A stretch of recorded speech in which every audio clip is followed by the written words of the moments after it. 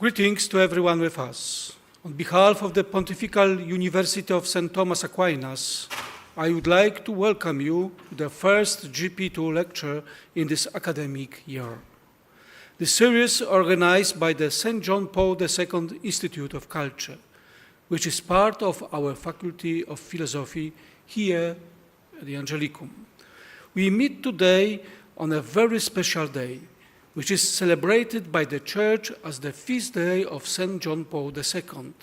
For the Institute, it has also traditionally been the date we officially inaugurate the new academic year. Today's lecture, as well as the entire JP2 lecture series, could not have taken place without the support of our university authorities, whom I would like to kindly thank.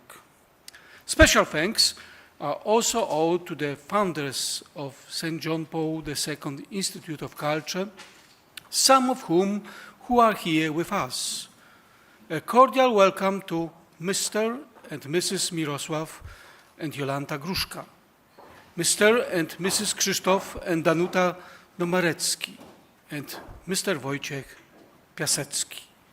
Thank you for being with us, to all friends and supporters of the Institute, our audience and all viewers in front of the screens.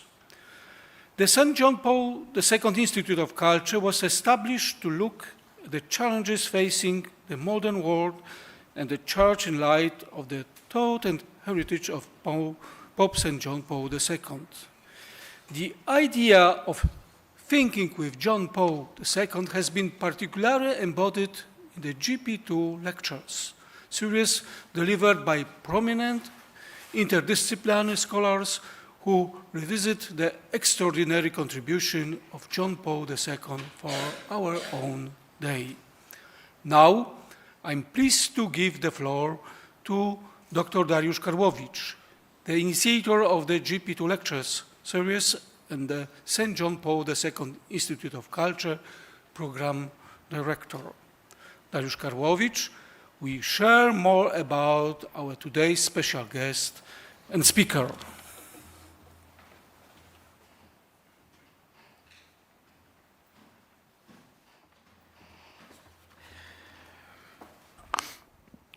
Good afternoon, dear friends.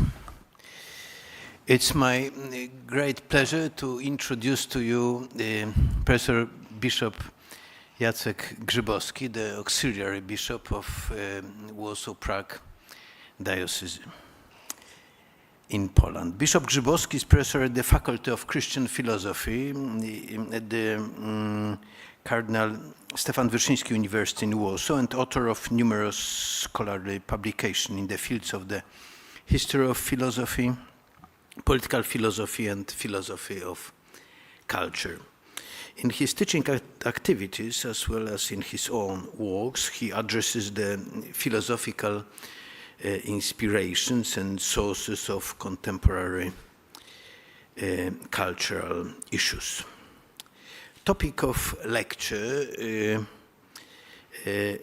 which is titled John Paul II Concern for the Shape of Culture. In this lecture, Bishop Grzybowski will revisit John Paul II's reflection on the relationship between the human person and culture. John Paul II understood that the task of culture is to express and reflect the entirety of the human intellectual endeavor, the capacity for wonder, contemplation, and introspection of life and the world.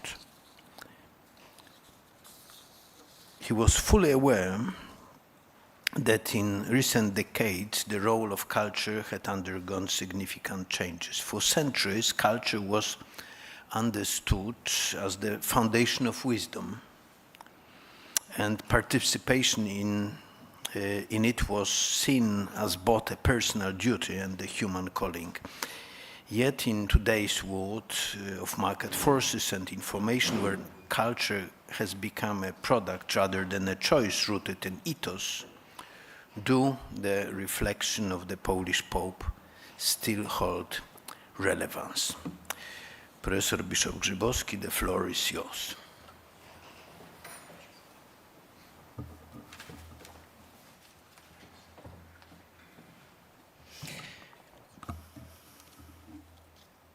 Thank you so much. Good afternoon, ladies and gentlemen. Thank you. John Paul II, concern for the shape of culture. The word culture is not easy to define, not because of the intricacy of its original definition, but because of the variety of ways in which it is interpreted. Dictionaries, encyclopedias, and textbooks tell us that the history of man as a conscience-free and rational being starts with the gift of culture. It could be said that man is born with culture, which comes into existence with him, for when man transforms culture, of which he is an integral part, he creates the very thing that we commonly call culture. This is the beginning of mankind's great cultural adventure, as the very word denoting human creativity has developed like as abstract categories gradually. Johann Gottfried Herder was therefore correct. The concept of culture is so wide-ranging that there is nothing more indeterminate than the word culture. Obviously, when discussing culture, we are not confined to vague phrases and obscure formulation. The ancient Greeks were the first to observe that the definition of culture should be sought in the distinction between biological and consciousness-based sources of human behavior. These distinctions are expressed by Greek words physis and physios, meaning origin, descent, nature, and physics, and nomos, translated as custom, habit, convention, and ultimately man-made law. The dissimilarity, the tension that emerges between these terms, which denote respectively the established and natural order and the interference of human activity, creates the space for the birth of culture. It can thus be said that a unique feedback loop exists between man and culture. Man creates culture, yet at the same time, he is himself created by it. It is to culture that humankind transcends the constraints of its nature, affirming both its greatness and its freedom. This is also how the creators of Latin culture defined it.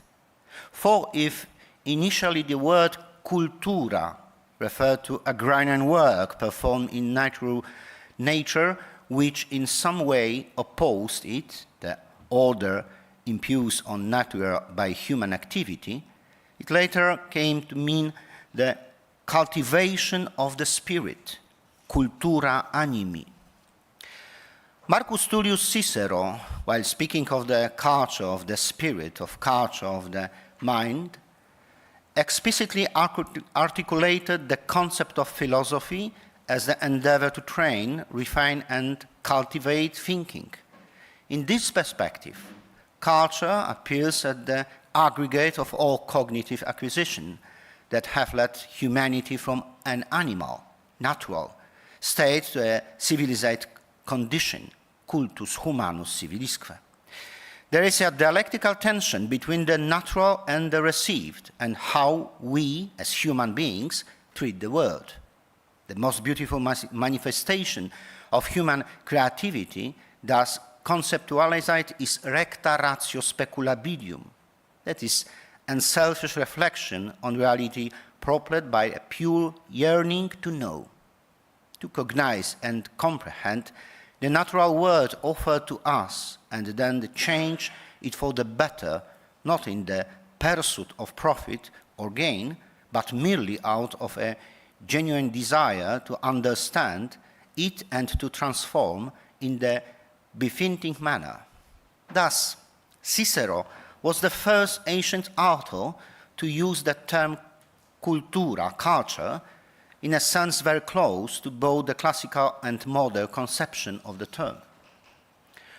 Over the centuries, the term culture has come to encompass a wide range of human endeavors, including religion, morality, custom, social organization, physical and mental labor, science and art. It also refers to the entirety of inventions and devices developed by human societies. In the 19th century, scholars referred to culture as the study of perfection, the inner condition of the spirit and mind that brings us closer and understanding onto what is truly beautiful, graceful, and appropriate. Above all, it distinguishes human beings from these who behave in a savage, aggressive, and barbaric way, and who don't live in accordance with the cultural and civilizational models. Let us consider then that the classified defined notion of culture pertains to the domain of shared social meanings expressed toward various ways of making sense of the world. According to Terry Eggleton, culture is a memory of what humans have achieved throughout discoveries, disputes, interpretations, and understandings of fundamental categories of existence, such as freedom, love, happiness, true beauty, and religion. Culture is the story of the enormous historical and ideological transformations that have taken place throughout human history. Culture is thus a matter of self-overcoming as much as self-realization. If it celebrates the self, it also dissipates its aesthetic and ascetic together. If we are cultural beings, we are also part of the nature on which we go to work. Indeed, it is a part of the point of the word nature to remind us to the continuum between ourselves and our surroundings, just as the word culture serves to highlight the difference. However, it must be acknowledged that at present all these meanings have diverged significantly from what we understand by the term culture. In the contemporary world of global flows of ideas, people, and capital, the reduction of the concept of culture to humanistic, personalist meaning is insufficient. Today, culture is rather a compendium of the information and identities available from the global marketplace of ideas. Today, we openly speak of a diffused culture because it no longer stands for identity and wholeness. Rather, it is the anchor point made by the subject in choosing this is not that environment and tradition, because fixed cultural identities are crumbling and there is no longer a single norm of community functioning by which the rationale of the human way of being can be measured. Cultures primated each other, intersect with another, resulting of the formation of hybrid behaviors, lifestyles, ideas, and traditions. The notion of cultural is becoming increasingly flexible and constantly influenced by external factors, remaining in the perpetual state of global intercommunication and connection.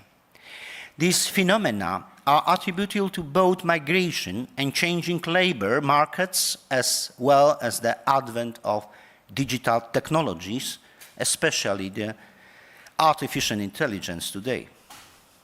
The increasing tendency for cultural identity to become disconnected from its traditional sources, such as family, settlement, city, region, nation, can be attributed to the instability of work, relationships, custom, space, language, and time.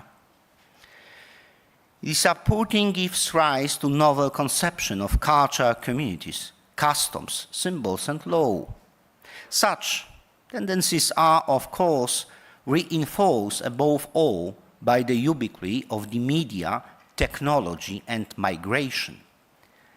These factors effectively dissociated culture from geography, existence from place, and tradition, customs, and language from their geographical context. The process of global diffusion is becoming increasingly noticeable.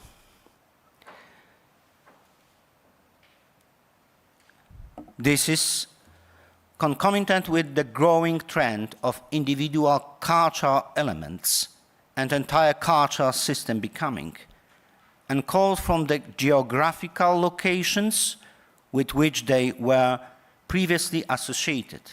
Seamus Honey metaphorically described it as losing the roots.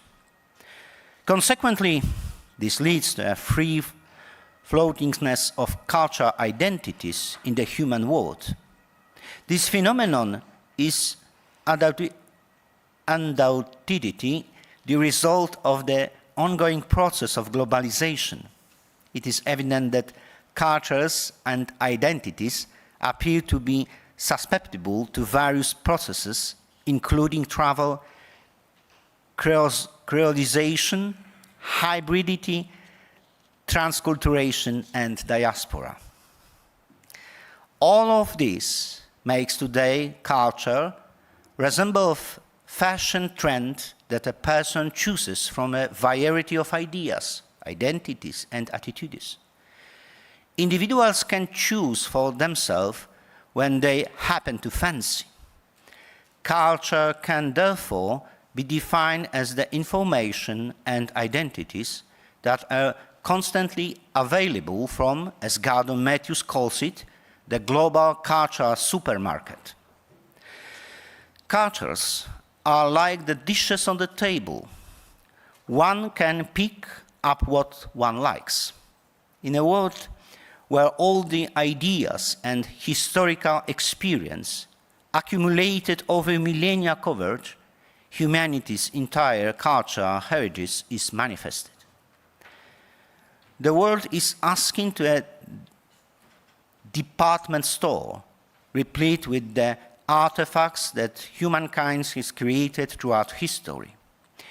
If the advent of digital technology has rendered possible quick access to a boundless array of images and ideas, regardless of their geographical location or temporal period, then the need to adhere to long-established traditions becomes redundant.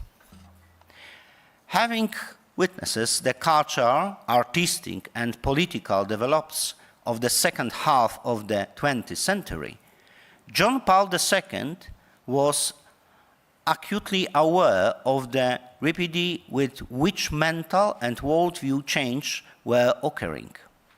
He was witness to the gradual replacement of the sophisticated high culture milieu with a popular culture that was growing increasingly trivial and vulgarized. He was acutely aware of the perils connected with the dissociation of culture from values, religion, science, and ambitious art, due to his comprehensive understanding of the social power wielded by culture.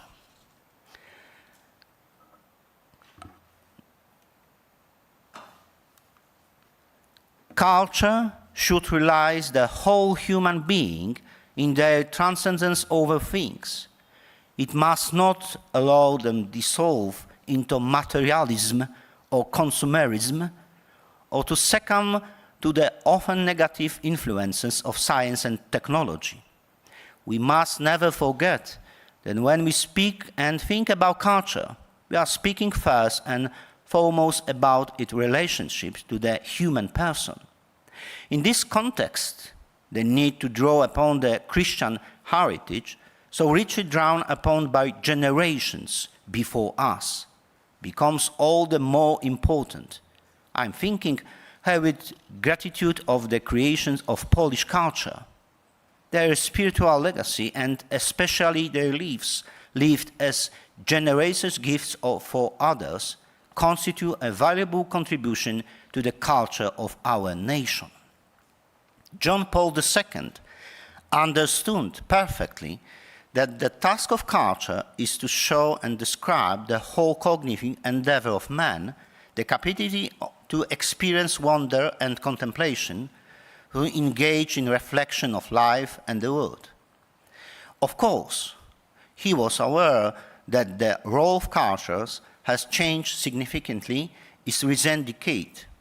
For countries, it had been understood, as I have remained above, as the basis of wisdom and participation, it was considered to be man's personal duty and vocation.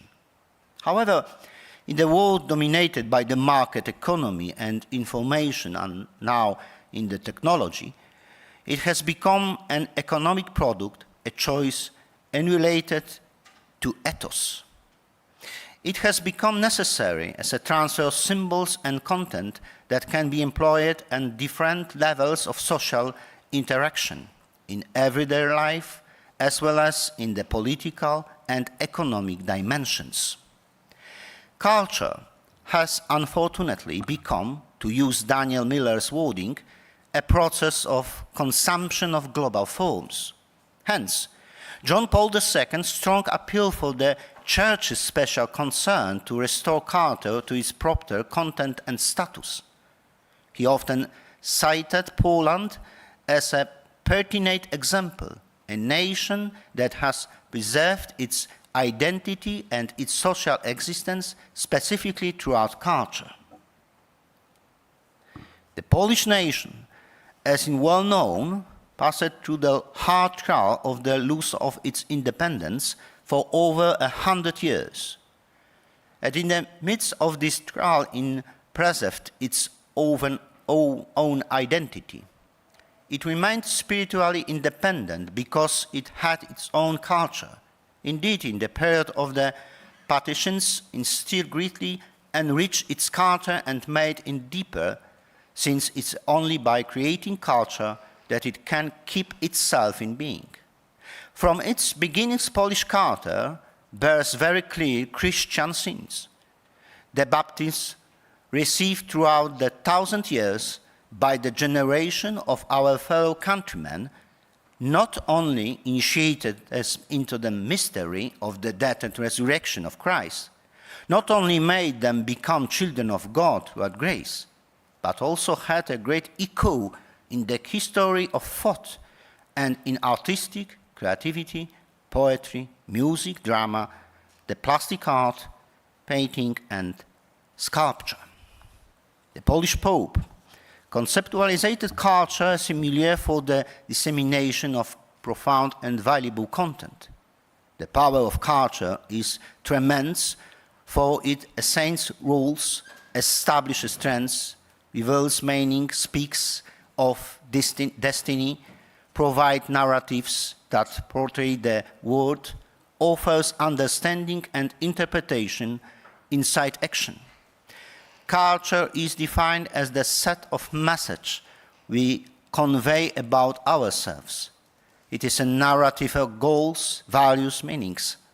Culture is present not only in serious choice, but also in everyday conversations, in the routine of ordinary activities, and the moral imagination of a society.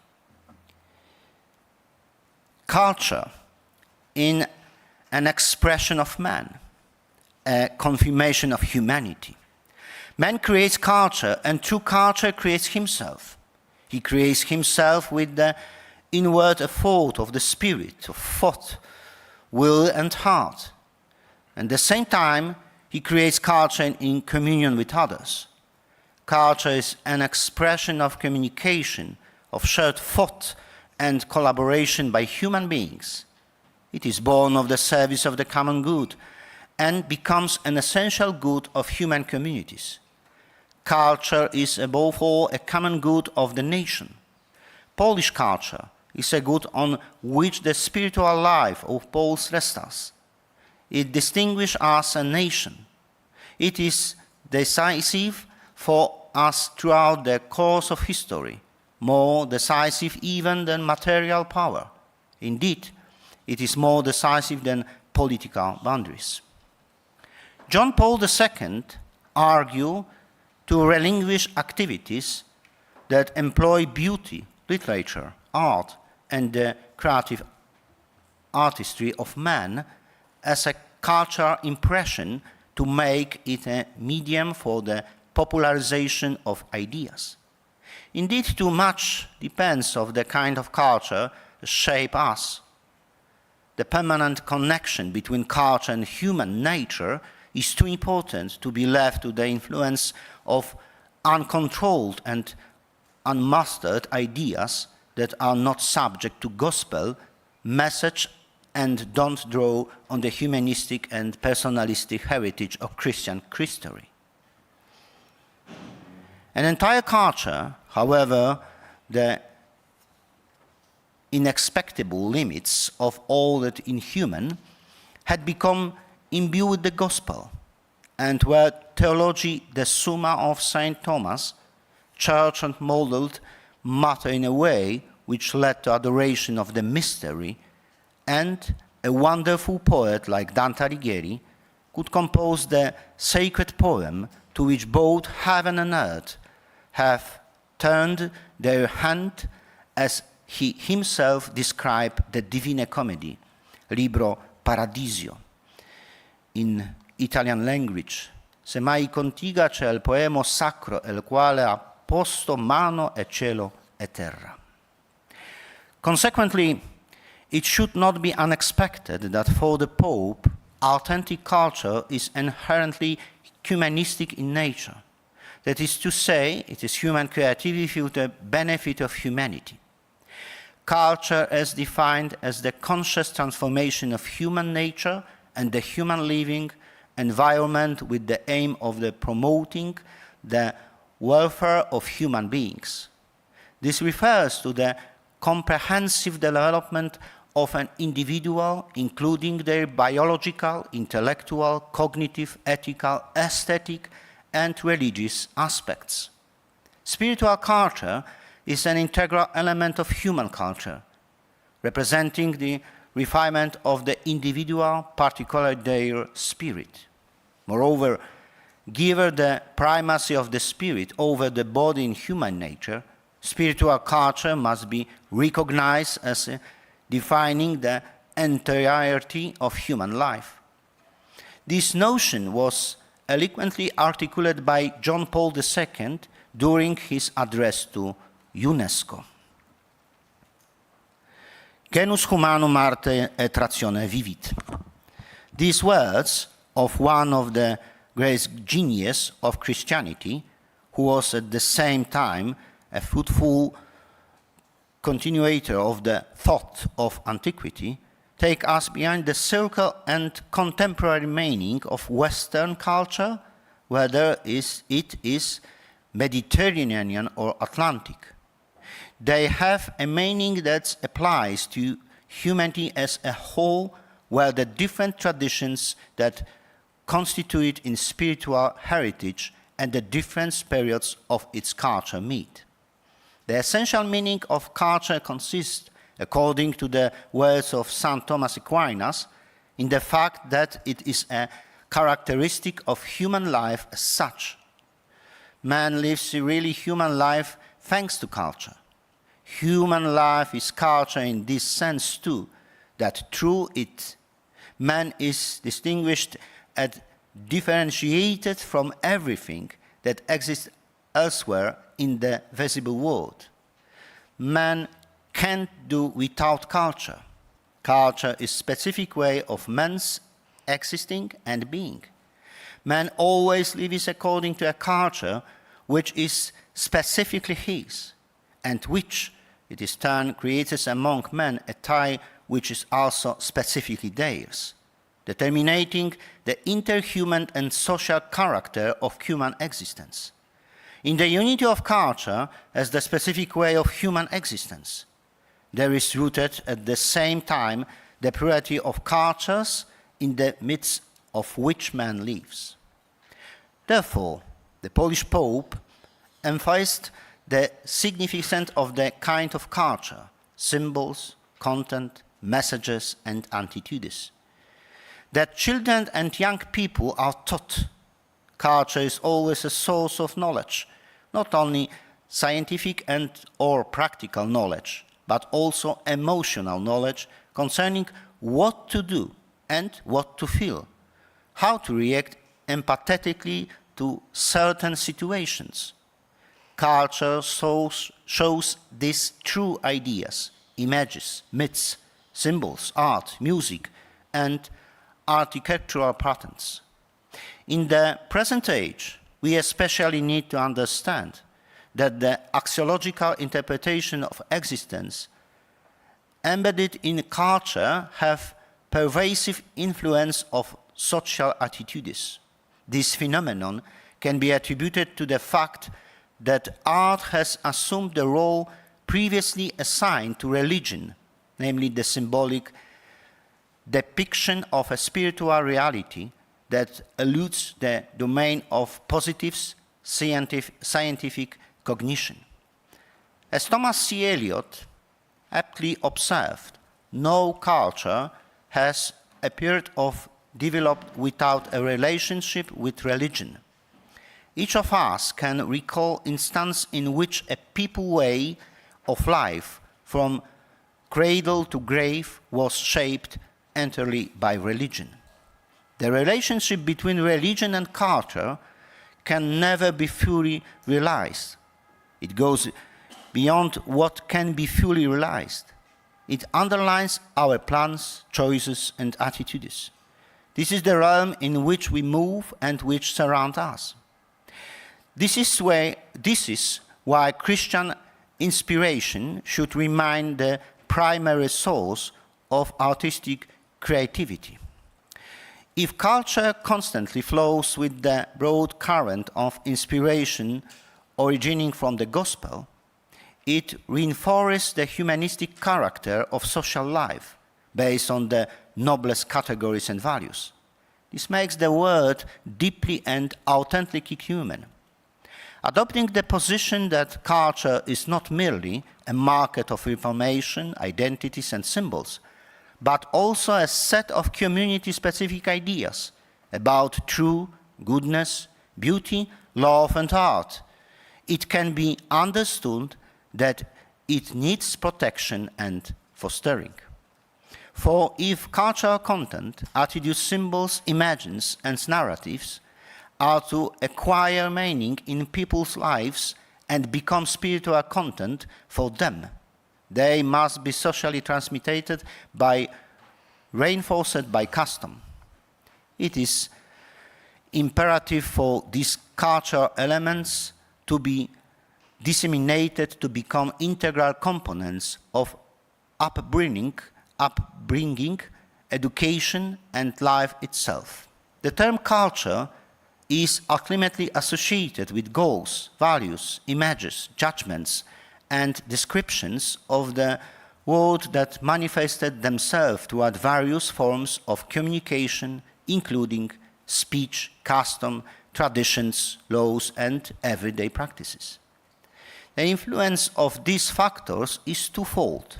Firstly, they determine the personal development of the individual. Secondly, they influence the quality of the community we create.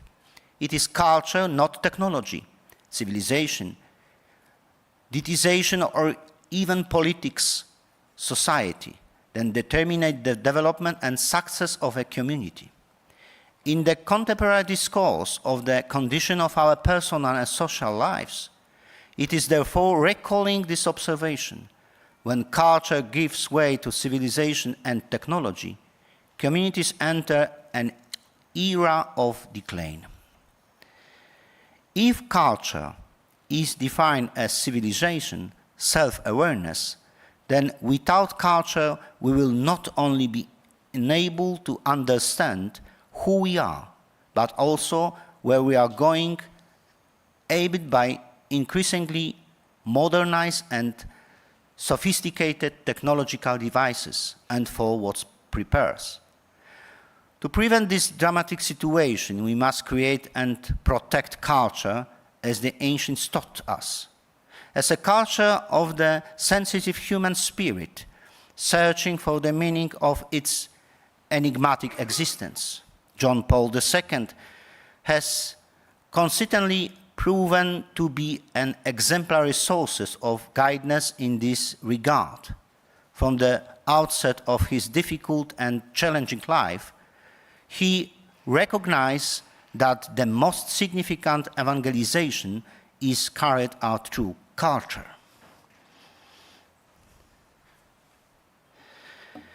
Man, who in the visible world it is the only ontic subject of culture, is also its only object and its term.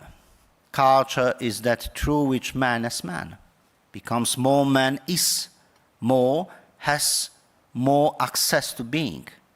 The fundamental distinction between what man is and what he has, between being and having, has its foundation there too. In fact, the consideration I have just made show clearly that the primacy and essential task of culture in general, and also of all culture, is education. Education consists, in fact, in enabling man to become more man, to be more, and not just to have more, and consequently to everything he has, everything he possesses, to be man more fully. For this purpose, man must be able to be more, not only with others, but also for others. Thank you for your attention.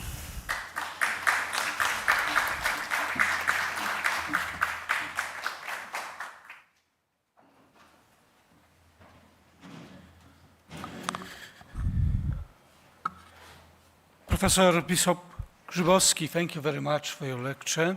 And now we have time for questions. So please attend in this Fawiarek. Bishop Jacek, thank you very much for this brilliant lecture, combining so many elements of the Western discussion and Western tradition on culture. I would like to ask you a question on the single term which seems to be very important for John Paul II, culture of life.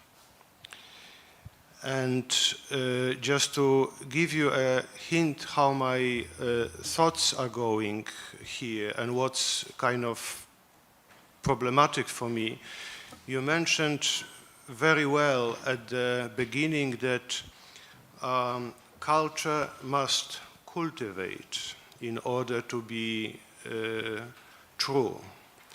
Cultivation of physis becomes then a criterion of the true culture. If physis disappears, if nature disappears, in a sense, culture stands in the danger of being derailed. And when I think about nature, I think primarily about what the nature means, naskor, natus. So it brings us to this very fundamental human relation, which was so central, it seems, for JP2, mother and father, mother and a child, because naskor, I would love if you can reflect on that. Thank you. Thank you for this question. It is not easy. Of course, in the thinking that John Paul II, culture of life, is very important, but I think now now is the way of culture of nature. I think the nature symbols and nature rules are more activity in our society. I think the very important problem in our life and our discussion about culture is transhumanism. Because I think that transhumanism is the way of transform the nature, but not a cultural way and evangelization and gospel and tradition, but by technology. And I think that this is a very important problem and very important idea, which I think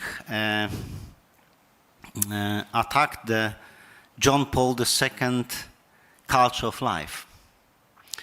It is not easy the return to these Pope symbols and Pope ideas, because a lot of things and matters show us the nature is better, but culture of life and culture symbols are our individual way, not in the church, society and other groups.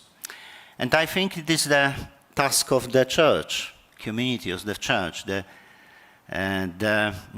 way of teach the life of culture. In this situation, the nature is the first, but the culture transforms nature as our nature, and we are the human in this way. Transhumanism, I think, is the idea which attack these ideas and this way. This is a very important problem in the future, I think. And Christian communities have to find a way, the teaching of the culture of life in the second of John Paul II teaching. Thank you.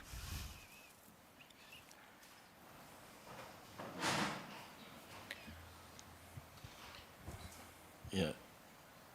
Thank you for the presentations, my Lord.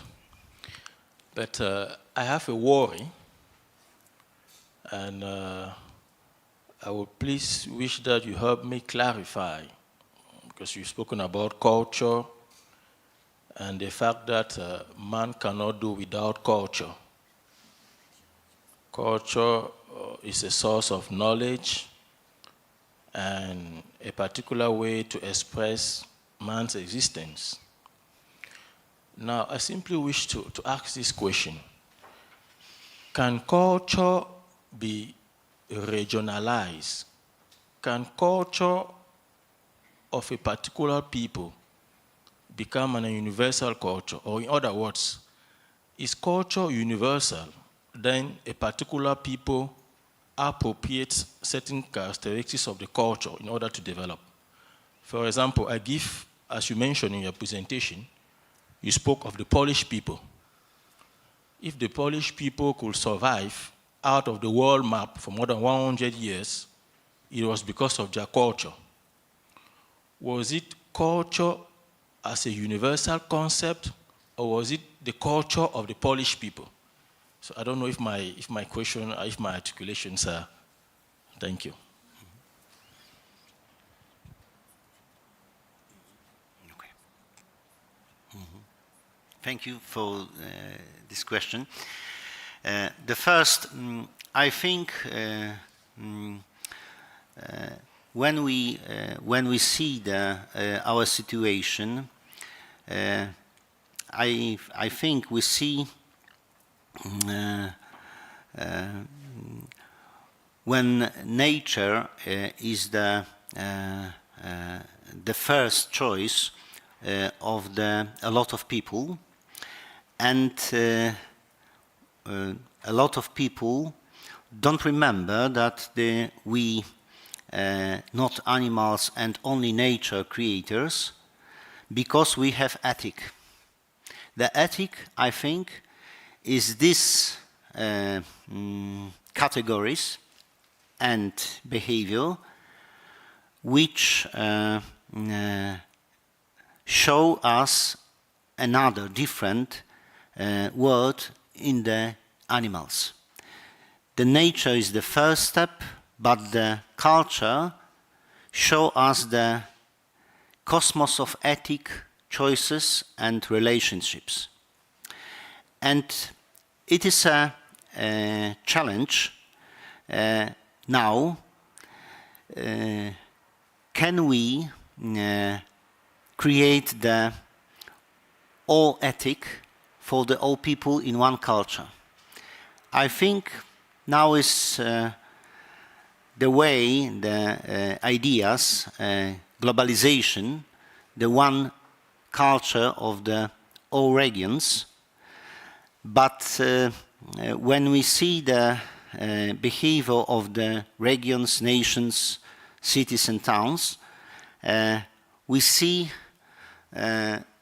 uniform of the this globalization of culture. I think the Polish culture was specific, very specific, but first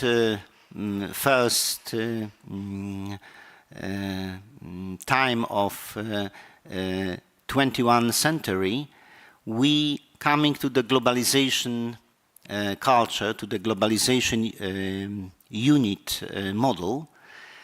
And I don't know that now the Polish culture is unique and specific when I see the secularization and formation ideas for the young people. This is a historical problem, but now in my country, I think, it is changed. And the specific Polish culture is strong, of course, but for the children and the young people, especially the way of ideas of globalization and pop cultural ideas are closer but this tradition. And 10 years ago, 20 years ago, of course, the specific culture of of my country was very important.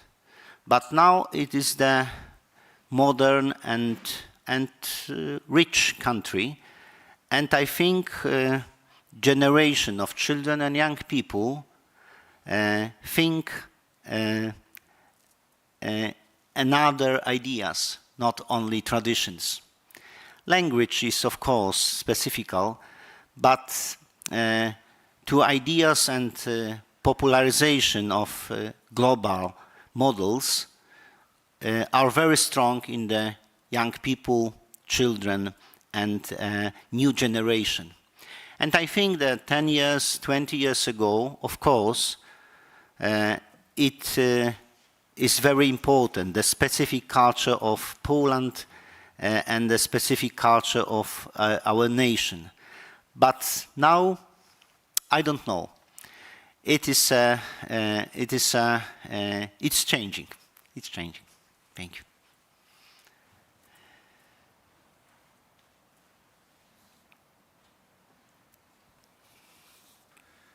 So I have one question. Probably, maybe I'm wrong, but probably about 80% of our culture is built on the language, our society space, literature and everything. And I think that now in contemporary world, we are going back to the icon culture, like in the Middle Ages cathedrals, Biblia Pauperum. So do you think it's right idea or not right idea? Yes, of course. I think the language is very important for the culture and tradition, but a specific language like Polish, Russian, Slovenian languages are very difficult for the other people, and these languages have a specific mental view. But now the independence of the English language in global culture is very important, and you imagine in one big city in our country, in one university, was idea that all lectures will be in English. And in this faculty of philosophy, all in English. And in this idea, the specific language culture is not very important. And the second side in this globalization is the pictures, of course. And I think the popular of movies and animations and the TikTok app and others, YouTube app and others, show us the not language. Of course, the English language is commentary of these pictures, but no language, specific language of the culture of nation, the culture of the traditional communities, but only pictures who are the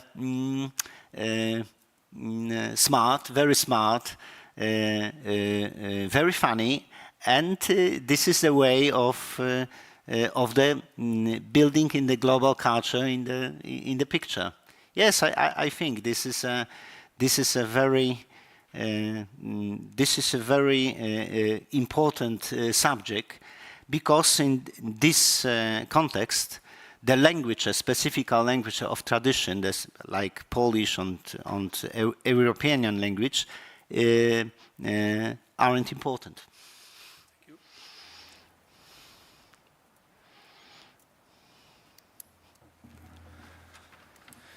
So, Professor Bishop Grzybowski, thank you once again.